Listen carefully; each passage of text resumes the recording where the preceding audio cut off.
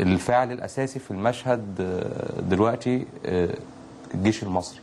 الجيش المصري اللي هو يعني كل المصريين بيفخروا بيه. الجيش المصري اللي هو يعني أشرف وأعز من أن هو يتورط في هذه المشاهد المخجلة اللي هي بتسيء لتاريخ العسكرية المصرية المجيد خلال كل حروبنا وخلال ملحمة 73.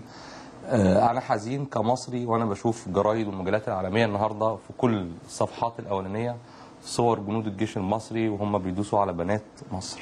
مفيش أي مبرر، مفيش أي حاجة تقدر توصلنا لده. لكن برجع السبب لده ان احنا يعني حين تم اقحام الجيش في السياسه واستمرار الجيش فتره طويله في عمليه السياسه وصلنا لهذا المشهد. كل هذه المقدمات وكل هذه النتائج بتاكد ان وقت الرحيل قد حان. وقت الرحيل قد حان، ولا بد يعني من اجل انقاذ الجيش المصري ان يخرج من المشهد السياسي الان. ويعني فكرة الاستقرار أو البقاء هي فكرة مرفوضة.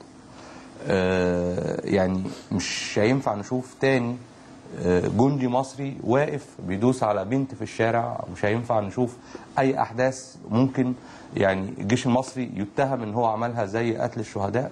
يعني نريد أن تبقى هذه المؤسسة مؤسسة محترمة وقوية وبعيدة عن المناوشات السياسية.